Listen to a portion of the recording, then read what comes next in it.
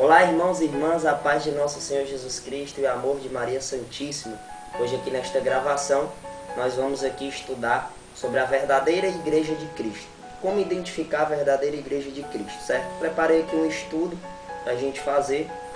Estava aqui fazendo aqui alguma lista de passagens, né? Uma lista de passagens aqui para provar que a verdadeira Igreja de Cristo é a Igreja Católica. Bom, as características da verdadeira Igreja de Cristo, gente, tem que ser una, santa, católica, apostólica, romana, certo? E como é que a gente pode provar isso nas Sagradas Escrituras? Vamos aqui abrir a Bíblia. Primeiramente, para provar que a igreja tem que ser una, vamos em 1 Coríntios capítulo 1, no versículo 10. Veja o que Paulo diz. Rogo-vos, irmãos, em nome de nosso Senhor Jesus Cristo, que todos estejais em pleno acordo, e que não haja entre vós divisões. Vivei em boa harmonia, no mesmo espírito e no mesmo sentimento. Certo? Aqui nós estamos vendo que Paulo nos ensina que devemos viver a unidade, né? Não pode ter divisão no nosso meio porque pertencemos a Cristo. A igreja tem que ser santa, capítulo 5 de Efésios. Vamos ver aqui. Efésios capítulo 5, do versículo 25 ao 27. Diz mais ou menos assim: Maridos, amai as vossas mulheres como Cristo amou a igreja e se entregou por ela, para santificá-la, purificando-a pela água do batismo com a palavra, para apresentá-la a si mesmo, toda gloriosa, sem mácula, sem ruga, sem qualquer outro defeito semelhante, mas santa e irrepreensível. Ou seja, a igreja verdadeira de Cristo é imaculada, ou seja, ela não tem mancha, não tem pecado.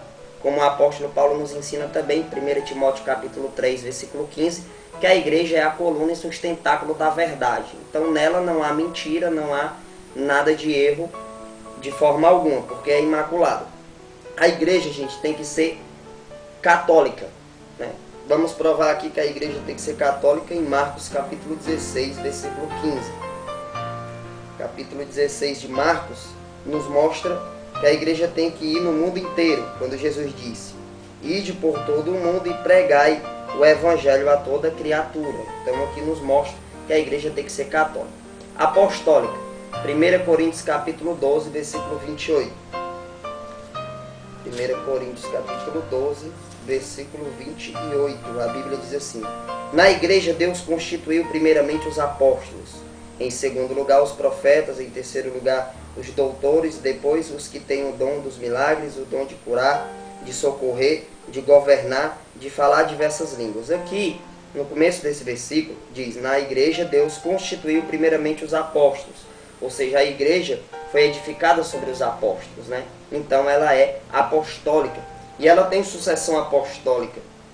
Hoje nós temos o sucessor de Pedro, que é o Papa Francisco. Vamos ver aqui em Atos dos Apóstolos, capítulo 1, do versículo 15 até o versículo 26, você vai encontrar a sucessão apostólica, certo? E temos aqui, quando Cristo escolheu Pedro para ser o primeiro Papa, João capítulo 21, do versículo 15 até o versículo 17.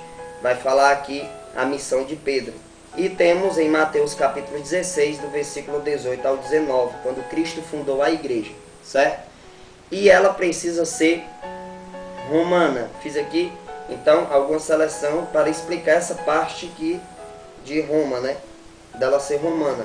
Vamos aqui em Daniel capítulo 2, versículo 44. Veja a profecia que está em Daniel capítulo 2, versículo 44, que diz: No tempo desses reis, o Deus dos céus suscitará um reino que jamais será destruído e cuja soberania jamais passará a outro povo. Destruirá e aniquilará todos os outros, enquanto que ele subsistirá eternamente. Veja que aqui nos diz que Deus vai suscitar um reino que jamais será destruído.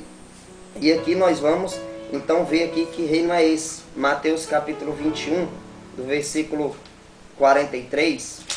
Mateus 21, 43. Vamos ver aqui o que diz a Bíblia. Aqui, Jesus Cristo tirou o reino de um povo e deu a outro povo. Aqui diz assim: por isso vos digo, será tirado de vós o reino de Deus, e será dado a um povo que produzirá os frutos dele. Ou seja, Deus tirou aqui o reino de Israel para dar para outro povo, certo? E quem é esse povo? Vamos ver aqui em Romanos capítulo 11. Romanos capítulo 11, versículo 17. Vai nos mostrar que esse povo é justamente o povo de Roma. Veja só. Se algum dos ramos foram cortados, e se tu, oliveira selvagem, foste enxertada em seu lugar, e agora recebes seiva da raiz da oliveira. Veja que aqui entrega a Roma. Vamos em Atos capítulo 23, no versículo 11. Veja o que aqui fala de Roma.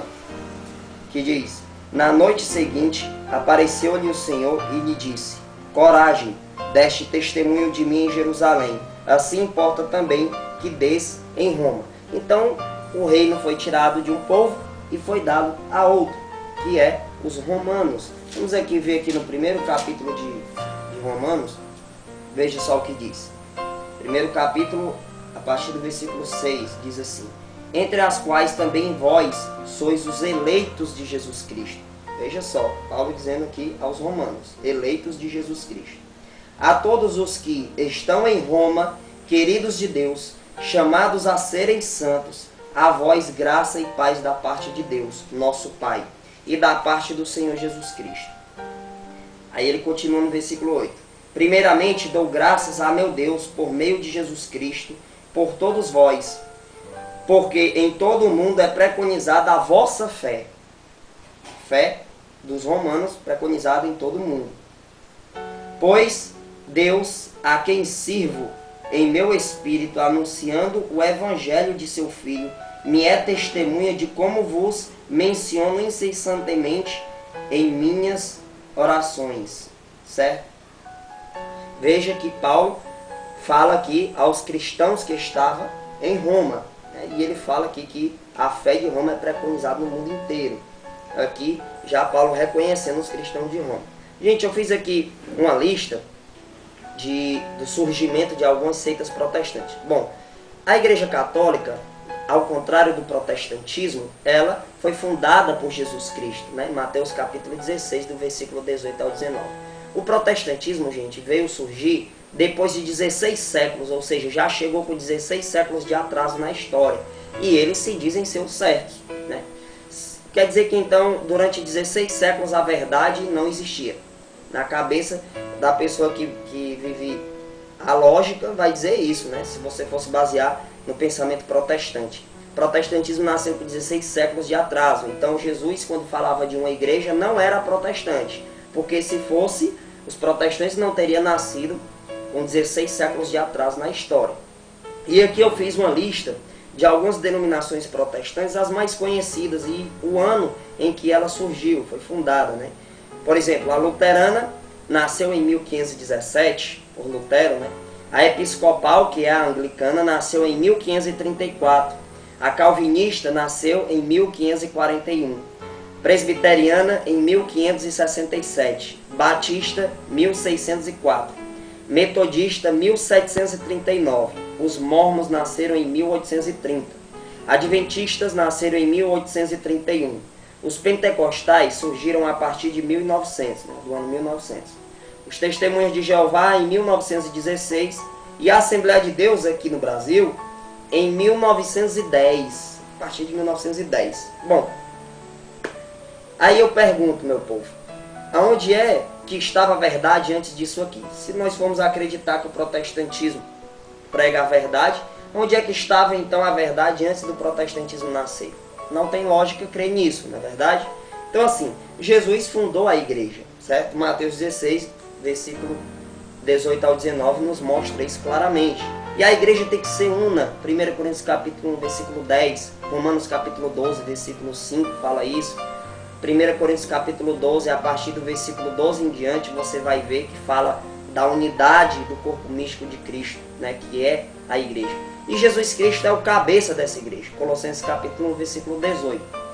Então, irmãos, a igreja, ela prega uma única verdade. Não existe várias verdades. certo? No meio protestante existem mais de 35 mil denominações protestantes. Todo dia surge uma, né? Deve ter passado muito mais além do que isso, né? Mas, pelos meus últimos estudos, mais de 35 mil denominações protestantes existem hoje. E cada uma prega uma coisa diferente das outras e todas elas se dizem ser a certa. E todas elas se dizem usar as Sagradas Escrituras. Aqui está o risco de você começar a acreditar que eu tenho um livre exame, eu posso ler aqui, Deus vai me falar, a verdade acabou-se, não preciso de magistério nenhum para me guiar na fé. Se você for ver, isso é uma atitude errada, porque se 10 pessoas lerem as Sagradas Escrituras, talvez as 10 tenham uma opinião diferente. É por isso que Jesus Cristo escolheu 12 apóstolos, para que os apóstolos tivessem a missão de pregar a verdade. Para que não acontecesse isso que a gente vê hoje no protestantismo, essa Babel de crenças, né? Cada esquina, uma denominação protestante prega um Jesus diferente. Em cada esquina eles pregam uma coisa diferente. Na Assembleia de Deus, você vai ouvir falar de um Jesus. Já nos Adventistas do Sétimo Dia, você vai ouvir falar de outro Jesus. Já na Universal do Reino de Deus, você vai ouvir falar de outro Jesus. E daí, assim vai de denominação em denominação, certo? Você juntasse os protestantes tudo num lugar só, passasse o microfone de um por um, você ia ver a confusão que ia dar. Porque cada um ia pregar uma coisa diferente um dos outros e ia dar uma confusão medonha. Tem gente que diz assim, não, mas os evangélicos, né, colocam esse nome de igreja evangélica, quando na verdade não é, porque o evangelho não aprova que tenha mais de 35 mil verdades, e sim uma só, e não existe mais de 35 mil denominações de igrejas, e sim uma só existe uma igreja e não várias. Então não é evangélica. E a gente chama de protestante mesmo, né? Igreja entre aspas, né? Porque só existe uma igreja verdadeira. Seitas protestantes, o nome mais correto. E os protestantes têm essa falta de unidade, né? Tanto que teve uma vez que uma mulher veio me falar sobre o Jesus que o protestantismo prega, né? Ela me deu um panfleto e disse lá, olha, Jesus é o caminho, a verdade, a vida e tal. Eu disse assim, como é que eu posso achar esse Jesus que você está me dizendo? Ela disse, vá a uma igreja evangélica. Aí eu disse, mas qual das 35 mil denominações que existe hoje? Aí ela, olha, você tem que analisar a igreja que você vai de acordo com a Bíblia. Se ela estiver de acordo com a Bíblia, tudo bem. Eu disse, mas todas elas vão dizer que estão de acordo com a Bíblia. E vão mostrar na Bíblia, de forma distorcida, lógico, né? As interpretações que eles têm. Eles usam a Bíblia, mostrando uma passagem, mas eles colocam um significado daquilo que eles lêem distorcido, ou seja, não é uma verdade, né? Até Satanás usou a Bíblia para tentar Jesus. Você quer ver? Vamos aqui em Mateus capítulo 4, veja só. Capítulo 4 de Mateus, no versículo 6. O diabo também usou uma passagem bíblica. Só que ele usou a passagem bíblica distorcendo ela, ou seja, tirando ela do verdadeiro sentido. Da mesma forma os hereges fazem hoje, para tirar o povo do caminho de Deus, né? Então todas essas questões que muitas vezes aparecem na cabeça da gente, poxa, intercessão dos santos tem na Bíblia? A gente tem resposta para isso tudo, certo? Para isso tudo. Todas as questões que você perguntar, a gente vai ter resposta para isso, certo? A igreja responde, né? E tudo está baseado também nas Sagradas Escrituras. Nós temos a tradição, a Bíblia e o magistério. Esses 3 pilares da igreja católica são esses. Mas voltando aqui àquele assunto, eu disse àquela mulher, né?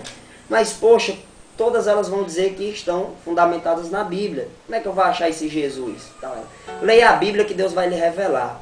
Aí eu peguei e mostrei essa passagem de Atos dos Apóstolos, capítulo 8, do versículo 26 até o 40, onde Filipe chega para o eunuco, né, que é o ministro da rainha da Etiópia, e o eunuco lendo lá o livro do profeta Isaías, e Filipe chega para ele e pergunta o que ele está lendo. Ele diz, como é que eu vou saber se não tem quem me explique? Está aqui a missão dos apóstolos. Você lê essa passagem na sua Bíblia, você vai ver que Filipe foi lá e ensinou a verdade para aquela pessoa.